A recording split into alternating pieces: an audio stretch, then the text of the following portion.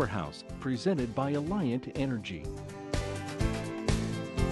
Alliant Energy, we're on for you.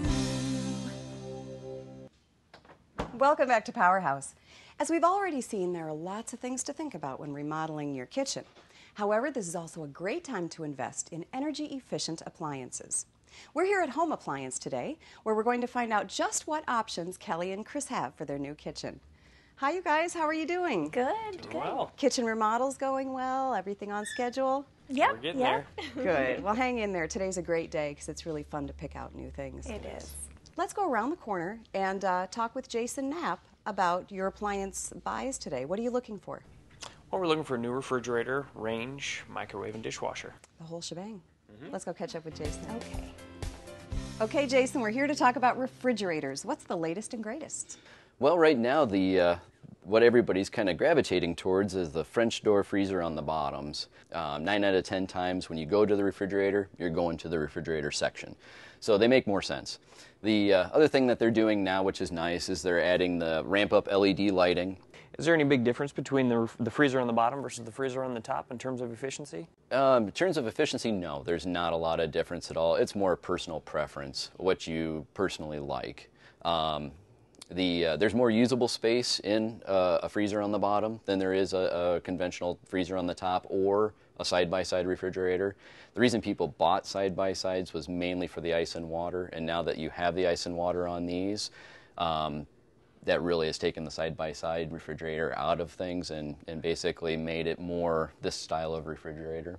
I know that efficiency is important to Kelly and Chris, so can you help us understand how the efficiency works, how to read the guide, and what they should be looking for in selecting their refrigerator? What you should look for when selecting a refrigerator, an energy-efficient refrigerator, is a variable speed compressor. The benefit of that is it won't shut off when the cooling is when the refrigerator is satisfied cooling-wise. What it'll do is it'll slow down. The benefits of that is it's not starting every time, and the starting is where the refrigerator uses the most energy. So by slowing it down and then speeding it back up when it calls for cooling again, that saves you a considerable amount of energy. The other thing you should look for is the adaptive defrost control. The benefit to that is it won't defrost every 8 to 12 hours like a standard refrigerator. What it will do is it will learn how often you open and close the doors, how often you put warm groceries in the refrigerator, and it will adjust the defrost accordingly. So instead of doing every 8 to 12 hours, it will defrost every 24 hours to 7 days. Just really depends on how often you're doing those things. Can you give us a brief tutorial on reading the energy guide? Sure. The energy guides will give you a basic idea of how much it will cost a year to have this refrigerator run. Like this one here will cost roughly $51 a year. In contrast, if you have a refrigerator that's 10 to 12 years old, you're looking at between $200 and $250 a year to run it. So there's considerable savings there with the Energy Star refrigerators. Kelly, which one are you leaning toward? We like this stainless steel one over here, and I was just wondering what the benefits are of this specific refrigerator. Well, the one nice thing, this is based off the same platform as the 3-door French door bottom freezer, but this is going to add the independent pantry door. What's nice about this is you can put your high-use items in here, like your juice boxes, your string cheese, things that kids would be more prone to get into the refrigerator and get. And if you put it in here, that will keep them from opening up the refrigerator section as much and letting all that cold air out.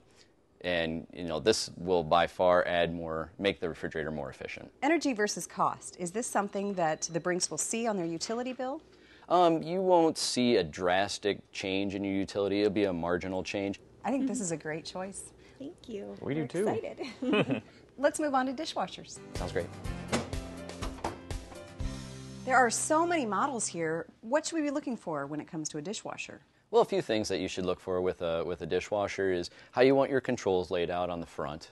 Whether you want a control panel that's across the front, or whether you not want the fully integrated panel like this with the controls across the top.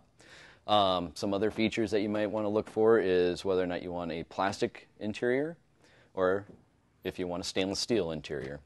Both have benefits. The stainless steel is going to be quieter, it's going to retain heat better, and it's going to be more durable than the plastic is, but it's going to cost a little bit more initially. Another thing that you'd look for would be the heavier coated racking. With a Duracoat rack, it'll have a less of a tendency to rust, fall apart over the life of the dishwasher, like the older ones had a tendency to do. The silverware, which can be on some models, they can be placed about anywhere in the dishwasher. This one you can put it on the door, or on the front of the rack, or on the side of the rack, however you like it. Flexibility, basically, the racking flexibility. Like this one here also offers a power scour, which is a set of jets across the back that you can position a casserole dish at, and it will target and pinpoint that casserole dish throughout the cycle and make sure that it's clean for you.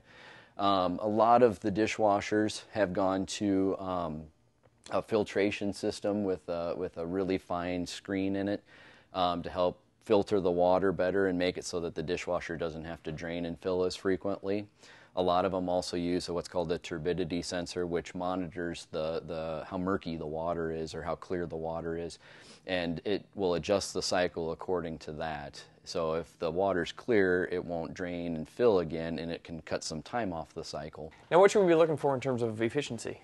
Most dishwashers that are Energy Star are going to average, like this one here, $26 a year to run, where if you had a dishwasher that was 10 years or older, you're looking at $120 to $150 roughly a year to run that dishwasher. Some of the things that they've done to make them more energy efficient is they've lowered the wattage on the heating element so that it doesn't generate as much heat, but it doesn't use as much power either. They use a high efficient variable speed motor in all of these dishwashers. They're the same type of motor that they have in a lot of washing machines and a lot of refrigerators now. The other thing that they've done is they use considerably less water. In an old dishwasher, they would use anywhere from 20 to 30 gallons of water per load. These are going to average 4 to 6. So there's a considerable savings in water consumption, 500 to 800 gallons a year. How's the noise level on these newer dishwashers? That's one thing that the manufacturer has targeted over the years and really tried to get that noise level down. Most of the high efficient dishwashers are going to have a decibel rating of between 40 and 60 decibels, with 40 being so quiet you can barely hear it, to be quite honest with you. A lot of the companies are now putting little LED lights on the outside so you can tell if the dishwasher is running. So that is a nice thing, not having to listen to the dishwasher while you're trying to talk on the phone. Wow, let's touch on cost too. These sound like some of these are really efficient. Are those a lot more expensive than other dishwashers? Not a lot. You'll see probably $200 to $400 difference between a midline Energy Star dishwasher and a high-end Energy Star dishwasher. What you're going to be paying for is your features, your cycles, your rack layout, stainless steel or plastic, versus plastic.